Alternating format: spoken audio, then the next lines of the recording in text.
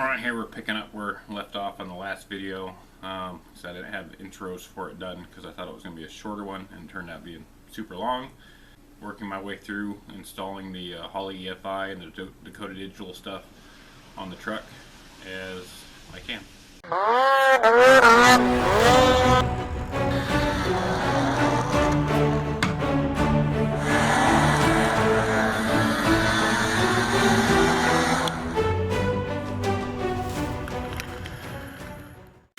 This is the sensor for the temperature for the EFI. There's an O2 sensor too, but this and the O2 sensor you have to have, and for the Terminator there's a plug where I got to run a hose from the manifold to it for the map sensor. You can also do a remote map sensor if you want, which I'll actually do when I eventually put the supercharger on it. I'll do the remote map sensor because I'll need to read boost under the blower, and by then I want to also have an aftermarket distributor where the Terminator will be able to actually control the timing curve, because I don't believe I can make it work with a factory HEI.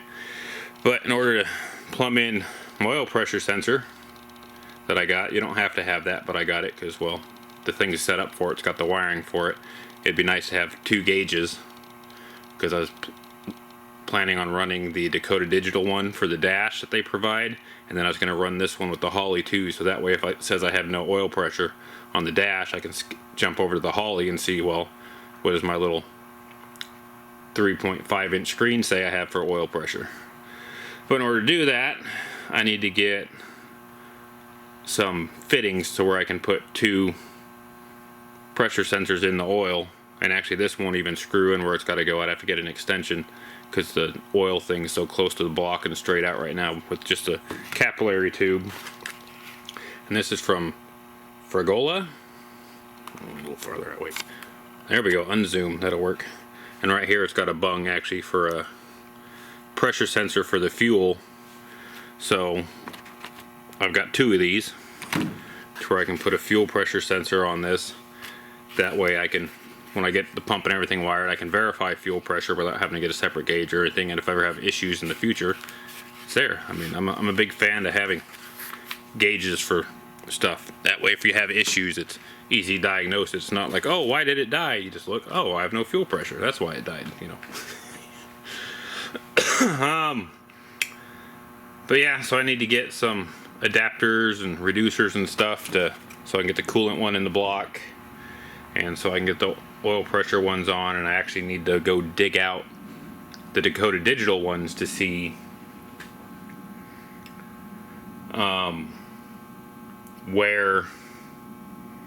what I'm going to have to come up with to get the two different water temperature sensors in. There are two ports on this. One's running the fan switch for electric fan, and one, well, here, let's take this off the stand and give you more of a tour so you're not just staring at whatever. So down in there, you can see the blue wire. That's the temperature switch for the electric fan.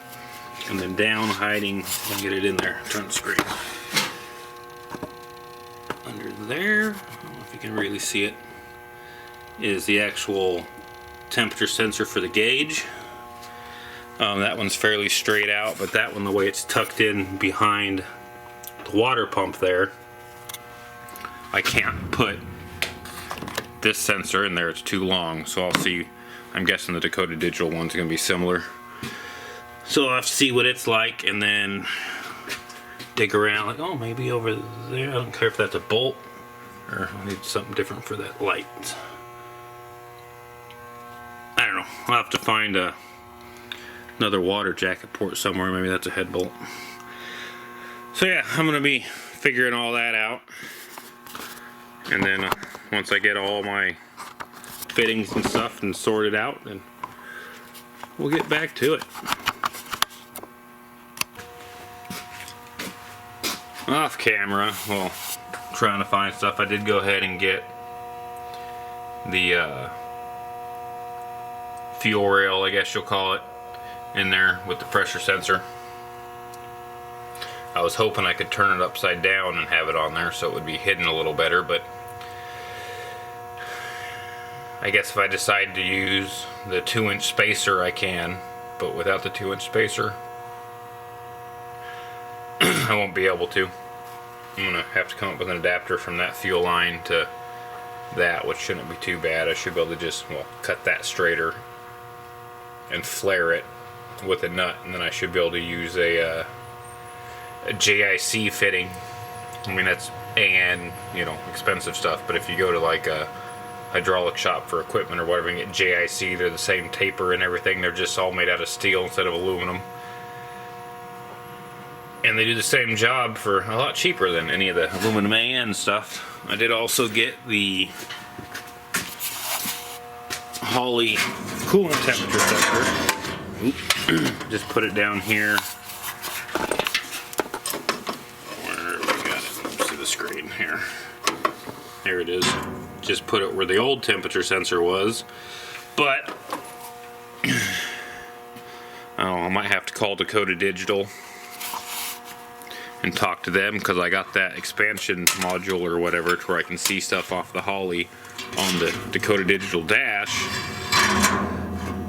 But so far from flipping through the instructions, haven't read them completely, just kind of flipped through looking at the stuff.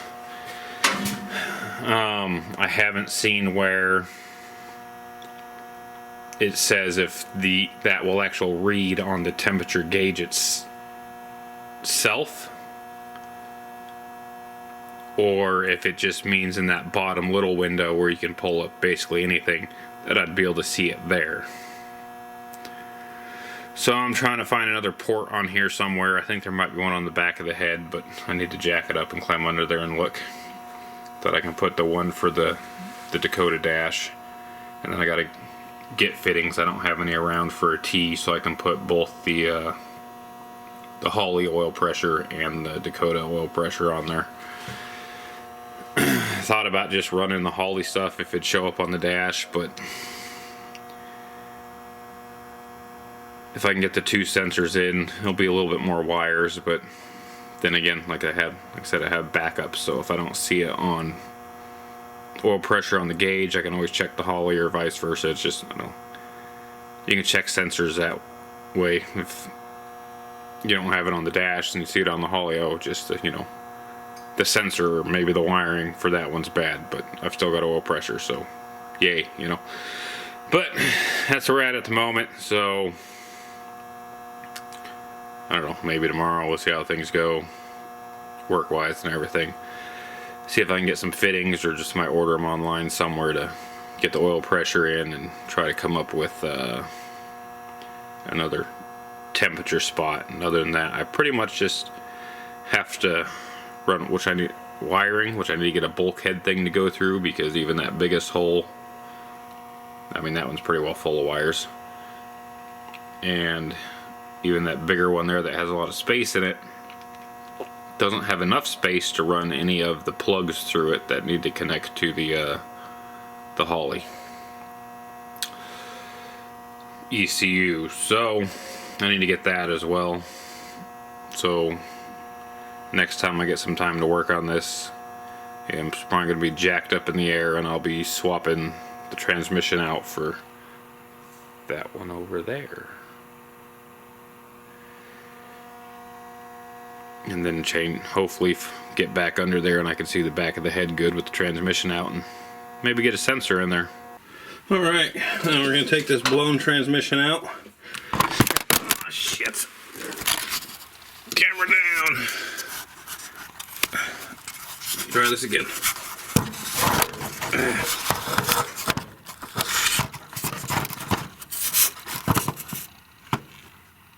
There we go. Alright, so I'm going to start by draining it, and then from there I'll work on, you know, linkages, coolant lines, that fun type of stuff.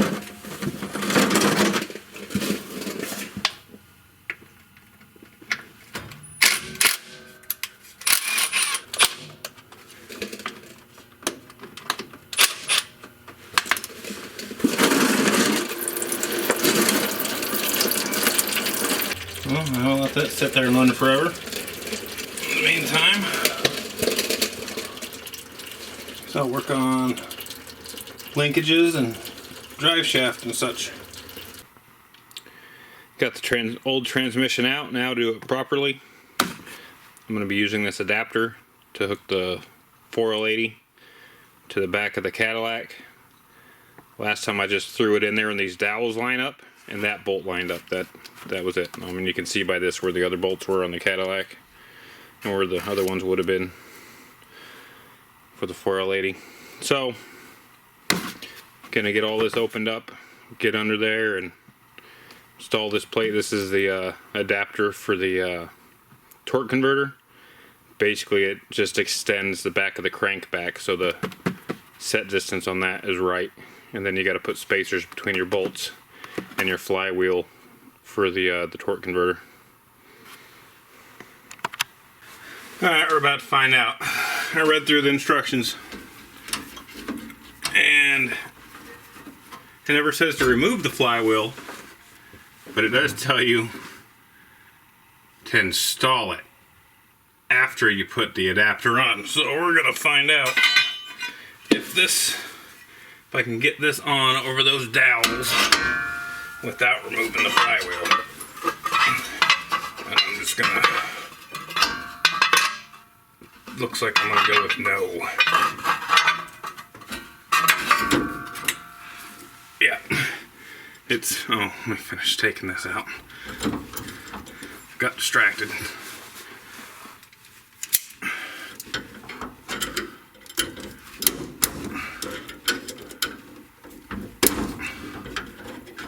Come on.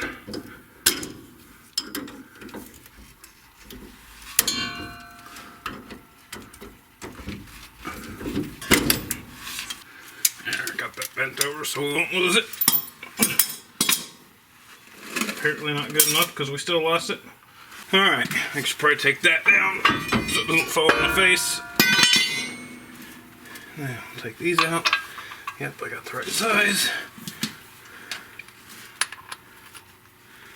I don't know if this fits more than one way, but it looks like it's got drill marks over there for balance probably, so I'll just make sure I put them up over there again when I put it back on.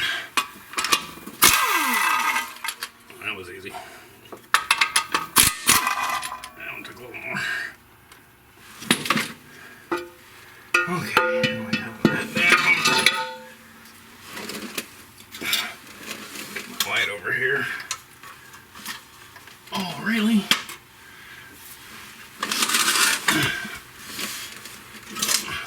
Apparently I set my transmission down on my light, so this is all the light I'm getting.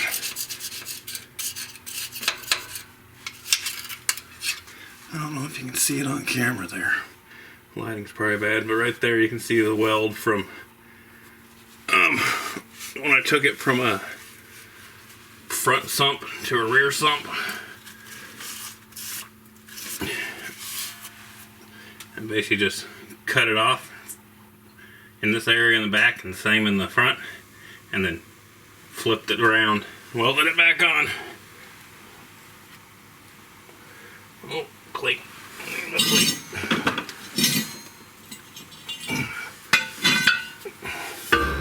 Now that it's been sitting on the dirty floor, let's make sure we get it all wiped down. You can't really see up there well, can you?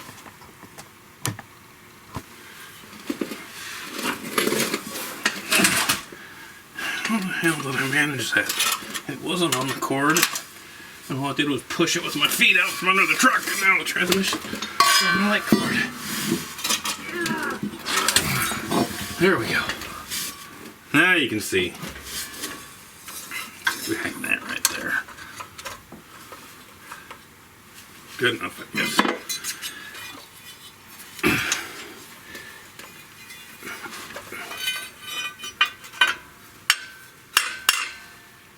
That's what I didn't bring. A hammer.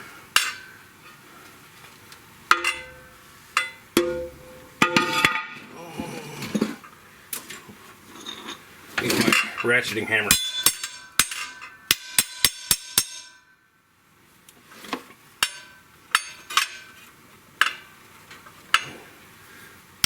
That sucker's super close.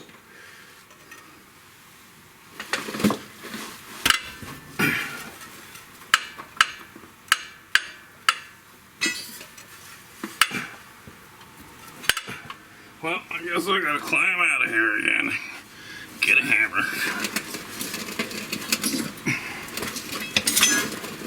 Too fat and old to be laying on the ground.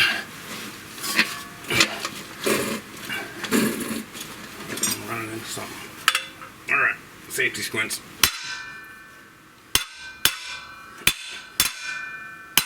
I still got a little bit of dowel sticking out too, so that's nice.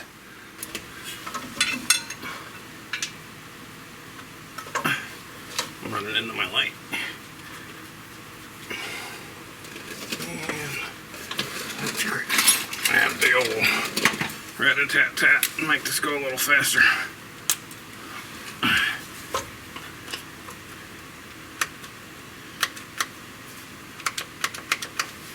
Yeah, seriously.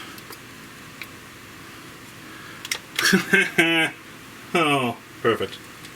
Alright, I'm not climbing out again. Battery's dead.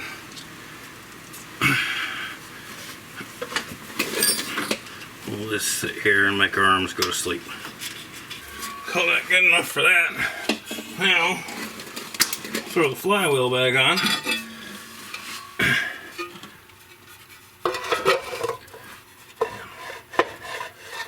Alright, it's not rubbing on the adapter, so trans-dapt adapters seem to fit pretty good. I've seen where some people have used adapters, I don't know what brands, like this, and then they actually have to grind it because the flywheel's touching the adapter. I think you can see it. The back of these Cadillacs aren't actually drilled for a pilot because they never came with a manual. So there's actually a good enough spot right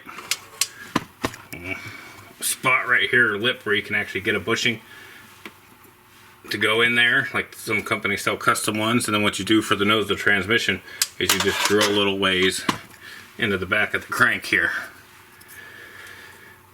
And then what we'll get in there.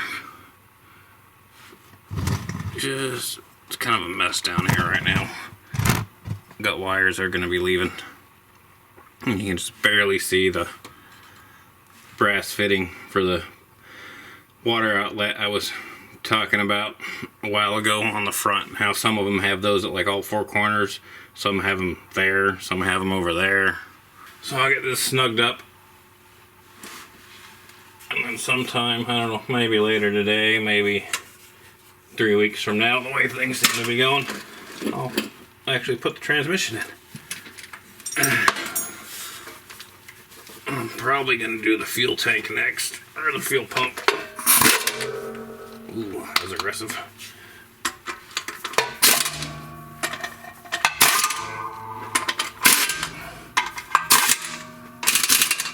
Okay. Well, those should be torqued, but call that good enough. My experience with that air gun, that should be about, probably too much. Probably 80 to 90 foot-pounds. And maybe that's what they're supposed to be. I don't know. I'm not going to worry about it. It'll stay, or it won't, and then I'll be back in here. Alright, I gotta climb out from under here and contemplate. Well, I guess I'll see if I get the drain plug out of the fuel tank. Alright, I got a T-fitting, so you can have the 2 oil pressures on there. And then for this other coolant probe, I don't know what's... These Cadillacs are just different. It seems like almost every one, I guess maybe it's a year difference, maybe it's a model difference, they all had that sensor there and then a bung for a sensor down here. But I can't put any of my fancy new sensors in this one because, well, it's too shallow to put it in there and plug it in. I put the one in down there, but then looking around you can kind of see, let me get the camera down in there, that freeze plug right there. So on some of these engines right there, it's actually drilled and tapped for like a 1-inch pipe plug. That's actually where the rear heater hose, this one going around there, is just looped now in the back. Oh, I don't think we can get in there and see it. Maybe from the side.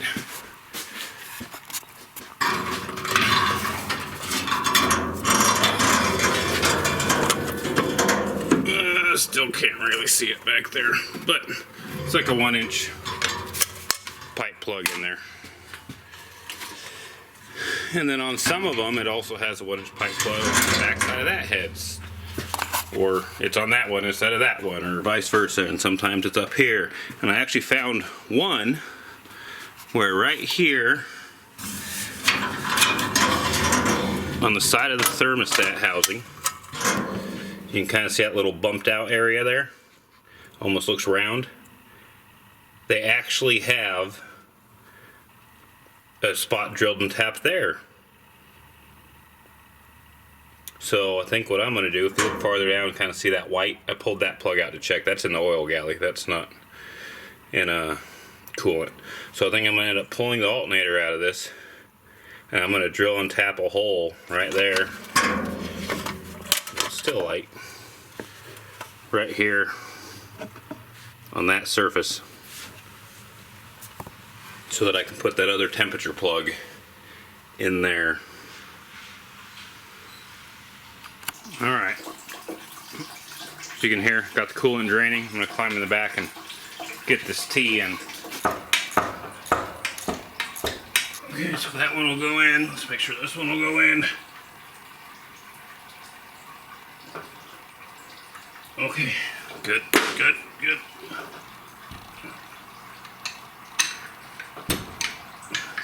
Deep well socket when I get in there. Can't get the big wrench in there. Hopefully, I just cut one of my cheap wrenches shorter. Hopefully that'll get in there.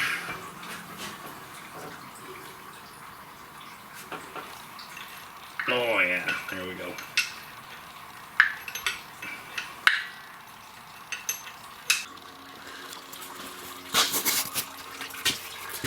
There we go. Got them down in there. There we go.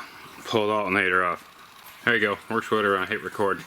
Had to take the alternator mount bracket off too, so that I could get the drill in there straight. Well, hopefully. I'm about to find out if it's going in straight.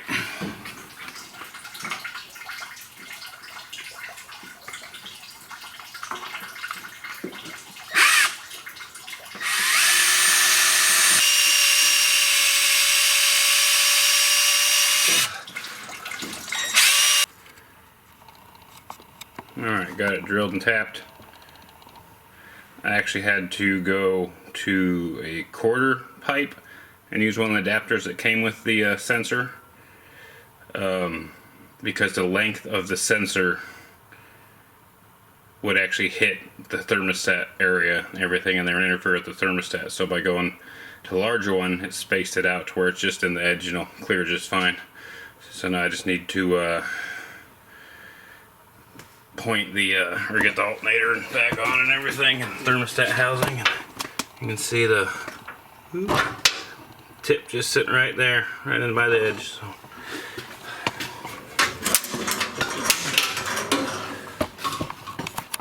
Alright, we're gonna end it here. I thought this was gonna end up to be a shorter video, but it turned up being over an hour, so I'm gonna break it up in segments because, well, I'm no bicycle garage, so nobody's gonna watch me for 3 hours. Next week, doing weekly as much as I can, and thanks for watching. Please subscribe and comment.